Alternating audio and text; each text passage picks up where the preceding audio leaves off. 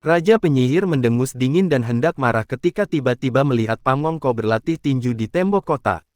Ia terkejut sekaligus gembira. Ia menunjuk Pangongko dan bertanya, "Anak siapa itu?" "Saya putra bungsu Han Agung Kerajaan Mandi, Pangeran Pangongso." Raja penyihir tersenyum, mengulurkan tangannya dan meraih Pangongso, yang terbang tanpa sadar dan mendarat di depannya.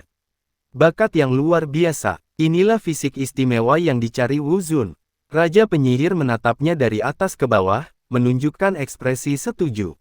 Ia berkata, "Raja penyihir memerintahkanku untuk menemukan anak suci yang bereinkarnasi, dan akhirnya aku menemukannya. Pangongso, ikuti aku." Jenderal penjaga terkejut dan hendak menghentikannya, tetapi Raja penyihir telah berubah menjadi cahaya keemasan dan melarikan diri bersama Bangongko. Ketika ia membawa Bangongko kembali ke Istana Emas Lulan dan mempersembahkan pangeran kecil itu kepada Wu Zun terkejut sekaligus gembira. Ia bergegas membawa Bangongko ke kuil dan membungkuk, berkata, "Guru Agung, anak suci yang bereinkarnasi telah ditemukan. Ia memiliki fisik yang sama dengan Anda, seorang jenius yang jarang terlihat di padang rumput selama ratusan tahun.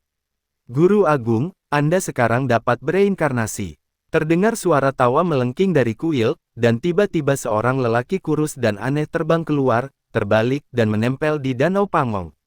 Raungan yang memekakkan telinga keluar dari kepala Pangongso, lalu jiwanya melayang.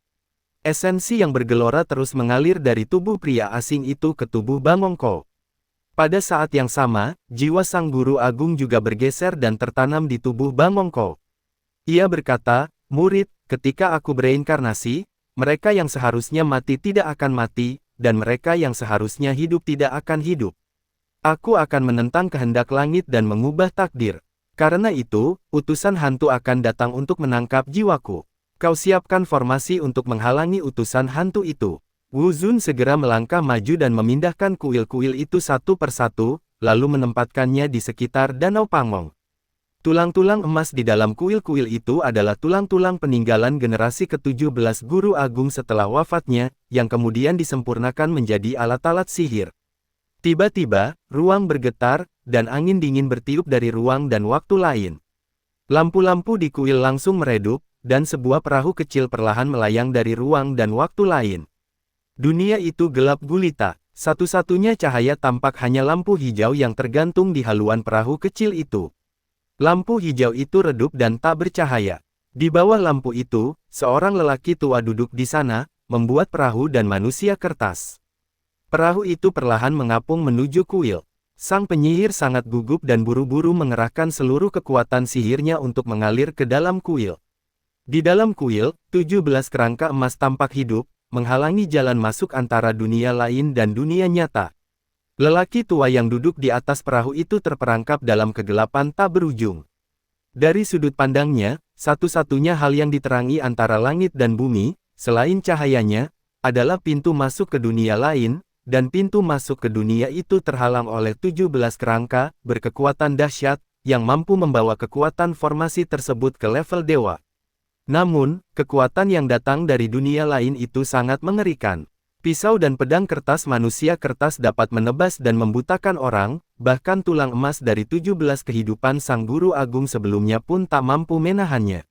Satu pisau dapat memotong tulang, dan satu pedang dapat menembus tengkorak. Wu Zun mengendalikan 17 kerangka emas untuk berpegangan erat, berusaha sekuat tenaga menahan serangan manusia. Kertas dan kuda kertas. Da Zun mempercepat reinkarnasinya, tetapi melihat bahwa perahu dari dunia lain semakin dekat, dan lelaki tua di atas perahu itu sudah berdiri sambil membawa lentera. Keringat dingin mengucur di dahi Wu Zun. Ia melihat perahu kecil itu semakin dekat dan hendak datang ke dunia nyata dari dunia lain. Pria tua yang memegang lentera di haluan mengulurkan tangannya, seolah ingin meraih dari dunia lain dan membawa Da Zun yang bereinkarnasi ke dunia itu. Tiba-tiba tubuh sang guru besar menjadi kaku dan jatuh dari udara tanpa bernapas, sementara Pangongso membuka matanya yang gelap. Begitu ia membuka matanya, ia melihat hubungan antara dua dunia mulai runtuh. Manusia kertas dan kuda kertas terbakar tanpa api dan berubah menjadi abu dalam sekejap. Tangan yang terulur dari dunia lain juga perlahan ditarik dan menghilang. Di dalam kuil, lampu tiba-tiba menyala, dan suasana sebelumnya yang redup dan menyedihkan pun lenyap. Pangongso menghela napas lega dan tersenyum, akhirnya berhasil. Selamat, Yang Mulia. Wu Zun membungkuk. Pangongso melambaikan tangannya, dan Wu Zun membungkuk lalu mundur selangkah, menutup pintu istana, dan menghela napas lega. Jika Guru Agung tidak tua dan lemah, bagaimana mungkin ia membiarkan pedang langit datang dan membunuhnya? Kini setelah Guru Agung bereinkarnasi, ia akhirnya bisa menjalani kehidupan lain. Kerajaan Yankang bukan lagi urusannya, begitu pula pedang langit. Di Kingman Pass, Qin Mu melemparkan 2 botol giok ke Bashan Jijiu, dan kemudian pergi membeli beberapa ramuan untuk membuat pil. Ia menyambung kembali tubuh si tukang daging dan menghabiskan banyak ambergris, tetapi masih tersisa 5 botol. Bashan Jijiu bertempur berdarah melawan orang-orang kuat di Istana Emas Lulan dan terluka parah. Selain luka luar, ia juga membutuhkan ramuan untuk mengobati luka dalam dan menghilangkan penyakit tersembunyi. Tuan, Grandmaster sedang mencari Anda. Qin Mu menyiapkan obatnya, dan petugas kebun herbal berkata, Tuan, silakan tinggalkan tempat peristirahatan ini secepatnya dan pergilah ke Yongzhou. Qin Mu sedikit terkejut dan mengangguk. Dia kembali ke penginapan Guanzhong, membuat tungku ramuan penyembuh untuk Bashan Jijiu, yang disebut Hulinger, dan meninggalkan penginapan tanpa mengucapkan sepatah kata pun, menuju Yongzhou. Ling Yuxiu sedang mandi setelah selesai, tetapi ia tidak menemukan Qin Mu. Karena terkejut, ia segera pergi bertanya pada Bashan Jijiu. Bashan Jijiu tidak tahu kapan Qin Mu pergi, jadi ia berpikir, Putri, jangan khawatir. Rubah itu juga tidak ada di sini, yang berarti adik juniorku tidak diculik, tetapi pergi bersama rubah itu. Ling Yuxiu merasa sedikit kecewa. Qin Mu pergi diam-diam tanpa memberitahunya kali ini. Apakah harus semisterius itu? Apakah ada sesuatu yang tidak bisa dikatakan? Bashan Jijiu menelan ramuan itu, berdiri, dan berkata, Putri, ayo kita kembali ke Akademi Kekaisaran. Menghitung waktu, Jijiu Agung akan segera mengundurkan diri, dan yang baru akan segera menjabat. Kita harus pulang lebih awal.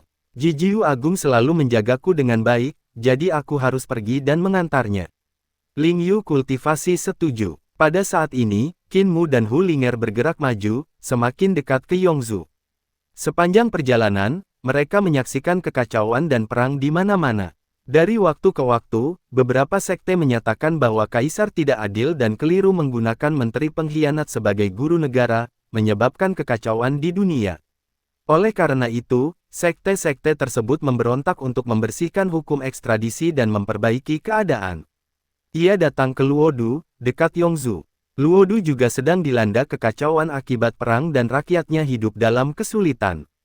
Pasukan dari seluruh negeri berusaha memadamkan pemberontakan. Tetapi itu hanyalah solusi sementara dan tidak dapat berbuat banyak. Api guru Yankang terlalu kuat. Banyak pejabat di semua tingkatan negara Yankang adalah guru dari berbagai sekte. Sekte-sekte ini memberontak, dan para pejabat ini pun mengikutinya. Fondasi kekaisaran terguncang dan sulit untuk meredam situasi. Metode apa yang dimiliki Master Kekaisaran untuk meredakan kekacauan di dunia? Qin Mu bertanya-tanya, jika kekacauan ini terus berlanjut, saya khawatir semua sekte di dunia akan memberontak. Saat itu, bahkan jika negara Yankang dapat memadamkan pemberontakan, negara itu akan rusak parah. Ini adalah sesuatu yang benar-benar tidak ingin dilihat oleh Master Yankang. Jika vitalitas negara Yankang rusak parah, bagaimana ia bisa menenangkan negara lain di sekitar negara Yankang dan menduduki Daksuguna mencapai prestasi yang belum pernah terjadi sebelumnya? Di Luodu, Qin Mu hanyalah seorang pejalan kaki, dan ia menghadapi serangan dari lebih dari 10 pasukan bandit di sepanjang jalan. Beberapa bandit adalah orang-orang yang gelisah dan memiliki kekuatan magis, dan beberapa adalah pejabat Luodu yang menjadi bandit dan menduduki pegunungan sebagai raja. Ia mengandalkan kecepatannya, dan saat ia tidak bisa menang, ia menggunakan teknik mencuri kaki si cacat, sehingga ia aman sepanjang jalan. Jika penguasa kekaisaran Yankang dapat memadamkan pemberontakan ini dan melenyapkan atau menaklukkan semua kekuatan musuh di kekaisaran, maka seluruh kekaisaran Yankang akan bersatu, sungguh mengerikan. Qin Mu tak kuasa menahan diri untuk tidak mengagumi apa yang dilihatnya di sepanjang jalan. Di Luodu saja, ada banyak sekali orang dengan kekuatan supernatural. Bisa dibayangkan berapa banyak orang dengan kekuatan supernatural di seluruh negeri. Sekarang Tuan Yankang tidak mampu memobilisasi kekuatan-kekuatan ini, Tetapi jika kekuatan-kekuatan oposisi disingkirkan atau ditundukkan, maka kekuatan keseluruhan negara Yan Kang tidak akan melemah sedikit pun, melainkan akan meningkat pesat. Akhirnya, ia tiba di Yongzhou. Tidak seperti Luodu, Yongzhou adalah negeri yang damai dan makmur, penduduknya hidup dan bekerja dengan damai dan tenteram, mata pencaharian mereka pun makmur. Saat melewati sebuah ladang, Qin Mu melihat beberapa prajurit melakukan sihir, mengubah angin menjadi bilah pedang untuk membantu para petani memanen padi kering mereka. Qin Mu berhenti untuk mengamati, dan melihat para prajurit itu sedang mempraktikkan sihir kultus iblis, mengendalikan angin. Setelah membantu beberapa keluarga memanen padi kering, mereka pergi ke para petani untuk melunasi tagihan. Salah satu gadis berkata, "Jangan jemur padi hari ini. Sore nanti hujan." Para petani mengungkapkan rasa terima kasihnya berulang kali. Para prajurit terkejut melihat Qin Mu berdiri di dekat lahan pertanian dan memandang ke arah mereka. Gadis itu maju dan berhenti tak jauh dari Qin Mu. Ia menyapanya dan berkata, "Kakak, ada apa?" Qin Mu tersenyum lembut dan bertanya, "Apakah Anda dari Feng Tang?"